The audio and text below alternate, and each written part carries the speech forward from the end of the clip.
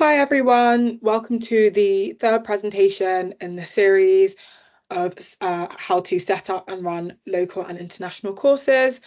My name is Rugba. I'm a fourth year medical student at the University of Nottingham, and for the last 4 weeks I've been working on a special study module supervised by Mr. Simi Abdul, all about how to successfully set up and run local and international courses. So this specific presentation is all about social media, advertising and marketing.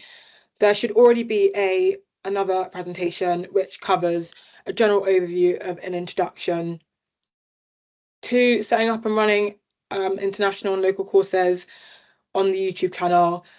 So this one is just going to dive a bit more into the social media, advertising and marketing side. So in this presentation, we're going to talk about why social media marketing is so important, creating a website, platform selection and strategy, how to create engaging content, advertisements and paid promotions, and then finally, the power of email marketing. So why is social media marketing so important? So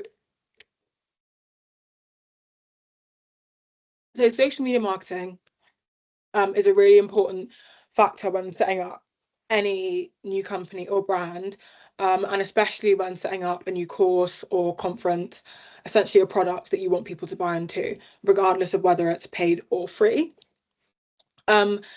So a couple of reasons why social media marketing is helpful. It helps increase visibility and awareness. It helps build your brand's community and helps you to find your audience. It allows you to establish your brand and culture. It can help drive registration and ticket sales. And it also allows you to engage with your attendees before, during, and after the event. So creating a website. So I think creating a website is really important, especially if you've got a brand company, but especially if you're running a course. Because it just provides kind of a central platform where everything's kind of in one place, easy to find, and allows you to establish a level of consistency within your brand. So, for example, I've got some screenshots of the Delta Centre, their homepage on their website. So it has the logo, which is nice and clear, so you know where you are, which brand or company that you're currently talking about. And then it also goes into a bit of like what the Delta Centre offers. So it's really beneficial in that way because all the different things that the Delta Centre offer, you can access through their website. So likewise, for your company or any brand that or course that you're setting up, having a website allows you to have everything in one place, and just make it super easy for any clients, participants, and attendees to access everything they may need. Another good thing about having a website is it allows you to kind of showcase all of your course details. So that's maybe if you have like a drop-down section that's specifically for your course. So registration, information, the schedule, etc., all nice and tidy in one place. It also helps you to attract a wider audience, and also to establish credibility. So when it comes to actually setting up a website, there are so many different platforms and website builders that you can use. Two popular ones are Wix and Squarespace, which are particularly useful if it's like for an overall business. But there are lots of other ones to choose from, so it's really up to you which you decide to use. But I'd highly recommend creating a website. So where you should post. So as mentioned before, it's important to kind of like select where you post your social media content, to enable you to be able to kind of successfully reach your target audience. Yeah, there's lots of different platforms that are typically used. Each different one have their pros and cons, and kind of a different audience that they tend to attract. So for example, Instagram typically attracts younger audiences, and is great to post kind of posters, event graphics. It also has a story feature, so you can kind of post some videos, photos on the story feature as well. LinkedIn is typically used by professionals and business-focused audiences. So just be aware of any like tone changes that you might use on LinkedIn. TikTok, again, much younger general audience, great for short and engaging videos, and also good for getting included in like trends that are currently going on. That could be a really good way to attract a younger audience by using TikTok, X, or previously Twitter. Great for real-time updates and important announcements. So that's kind of maybe announcing any new speakers that you might have. Maybe it's talking about any last-minute changes in location, or reminding people of what to bring or what time to arrive on the day of the event, etc., etc.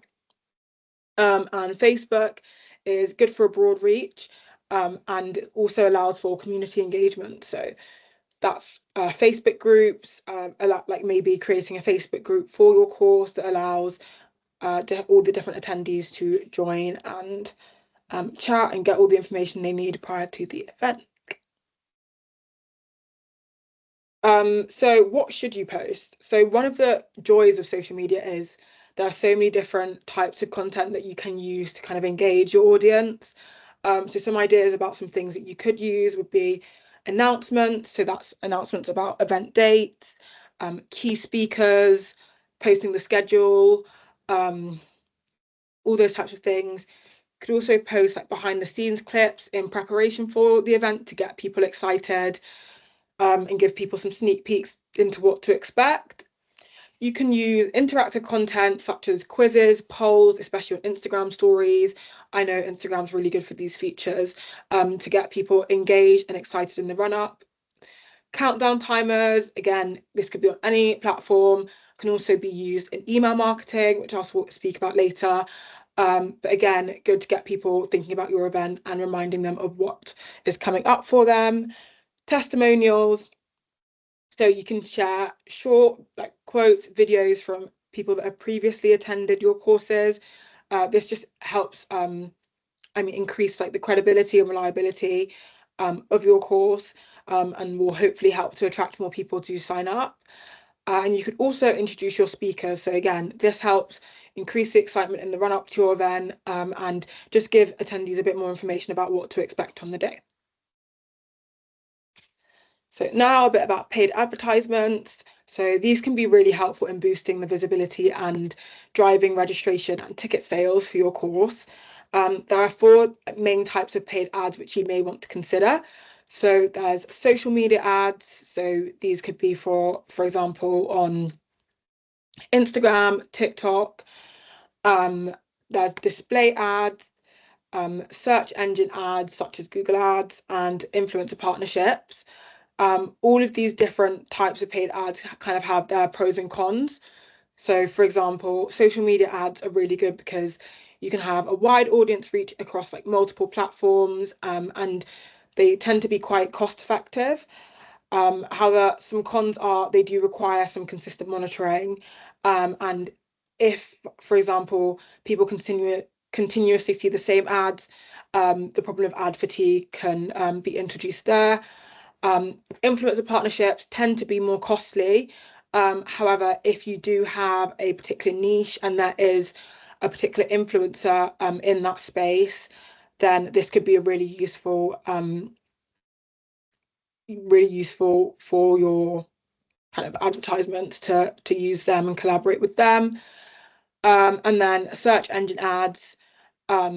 This really helpful because it helps to target people that are kind of looking for certain things. So if people are frequently searching for courses in your field, and you have a paid advertisement with Google, for example, your course will kind of be brought to their attention. So that can again really help to boost sales and registrations.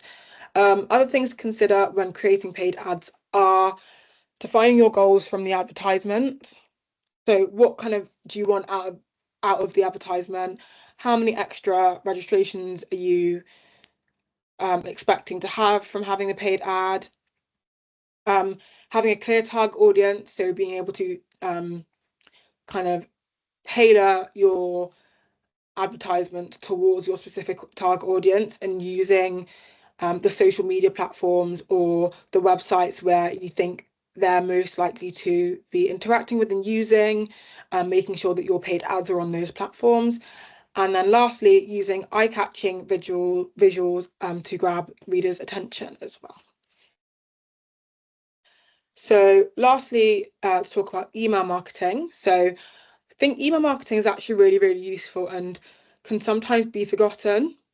So the main benefits of using email marketing in the lead up to your event are it allows you to have direct access to your attendees.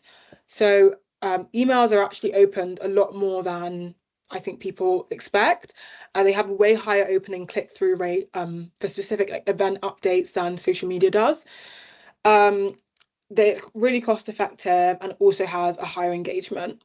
So popular uses for email campaigns could be registration reminders, so reminding people to sign up to get their tickets, countdown emails like I've pictured on this slide, so just reminding people how many days are left until the event, helping to build excitement, speaker announcements, exclusive offers or promotions, so that could be kind of offering like early bird tickets, or if you're doing a sale on ticket prices, um, or group offers, for example, they're all really good to let people know via email marketing. And finally, post-event follow-ups. So that's things like sharing recaps, sharing any photos, or any recorded sessions with any attendees or people that could no longer make it. Um, Similarly to website building, there are loads of different platforms which you could use, and marketing tools that you can use. Some examples I've listed below. So they include things like HubSpot, Brevo, Constant Contact, and MailChimp. But I'm sure there's loads more out there. These are just a couple of ideas to get you started. But yeah, I would highly, highly recommend using email marketing as a way to communicate with your attendees in the lead up to and after your event. So thank you for listening. That was kind of just a whistle-stop tour through everything to do with social media, advertising, and marketing. I hope it's been somewhat useful for you in learning about how to successfully set up your course. And thank you again for listening.